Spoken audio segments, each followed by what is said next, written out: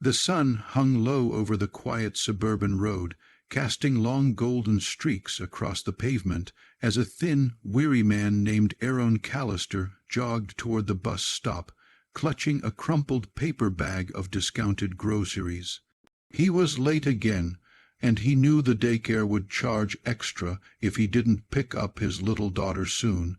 His breath came in tight bursts, his thoughts racing faster than his feet. Life had been a battle for years, but lately it felt like the universe was testing him more than ever.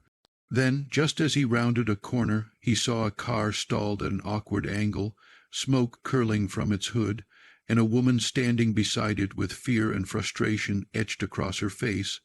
Aaron glanced at the time, then at the woman, then back at the time. His fate pivoted in one impossible second, a choice that would change everything.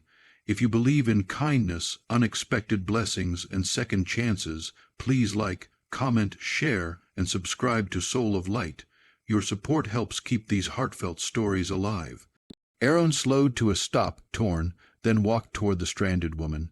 She wore a crisp navy suit and stood with a composure that hinted at power, but her trembling hands revealed her distress. Her name was Marissa Vale, though he didn't know that yet. He didn't know anything about her, not her title, not her responsibility, not that she held the decision that could save or break his already fragile life. All he saw was someone who needed help. Without hesitation, he placed his groceries on the curb, rolled up his sleeves, and leaned over the smoking engine.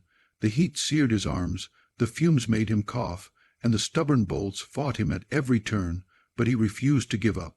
When that failed, he offered to push the car to a safer spot, his muscles trembling from effort, sweat dripping into his eyes as he forced the heavy vehicle off the busy road. Marissa watched him, struck by the sincerity of a man who looked like he had nothing yet gave everything he could.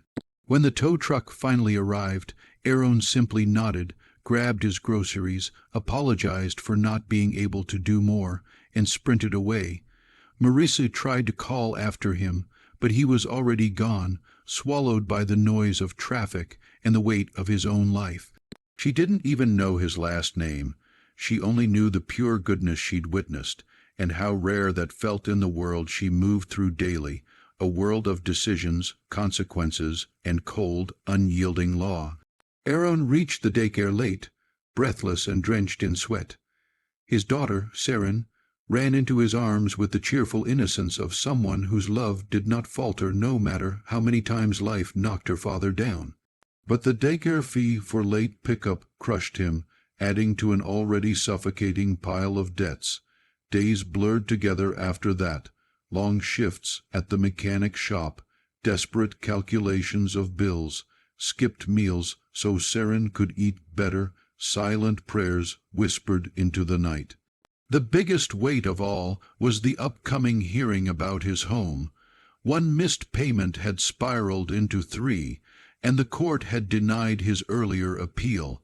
The next hearing was his final chance before eviction. On the morning of the court date, Aaron put on the cleanest shirt he had left, buttoning it carefully even though it no longer fit the way it used to. He held Saren's hand as they walked into the courthouse, each step echoing like a countdown. His stomach twisted into knots. This hearing meant everything. Losing the house meant losing stability, security, and the last piece of the life he had built with Saren's mother before she passed. He took a deep breath, entered the courtroom, and froze. Sitting at the front, adjusting her glasses as she reviewed paperwork, was the same woman whose car he had pushed off the road days earlier, Marissa Vale, Judge Marissa Vale. The shock rippled through him, leaving him momentarily breathless. She glanced up, and recognition flashed across her face like lightning.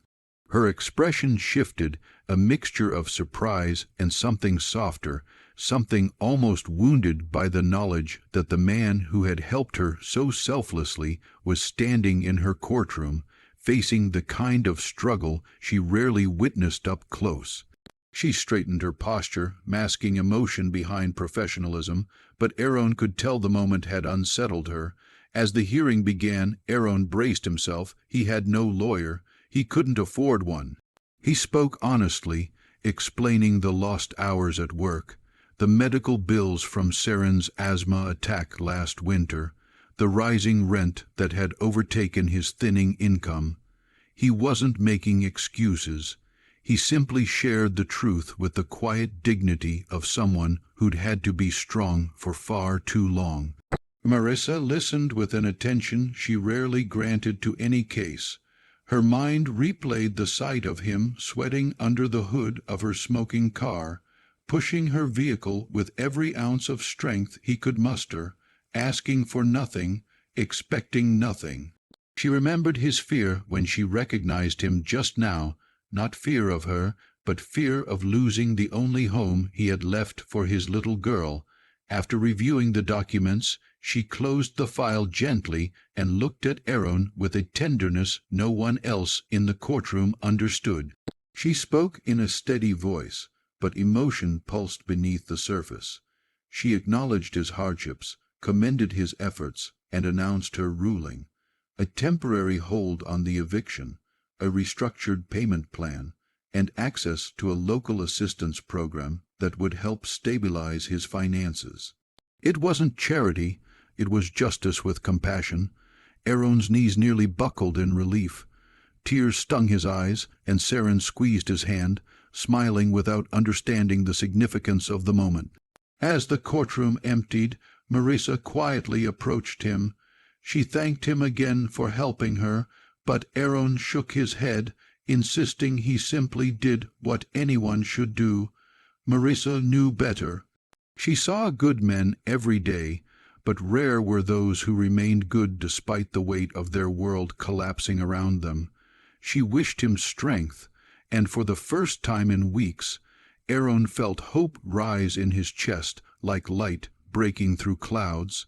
Life didn't become perfect overnight, but the ruling gave him the breathing room he desperately needed.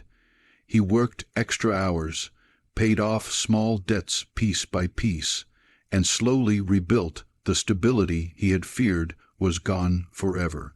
And every time he tucked Saren into bed, he whispered gratitude for second chances, for unexpected connections, and for a moment of kindness that had returned to him when he needed it most.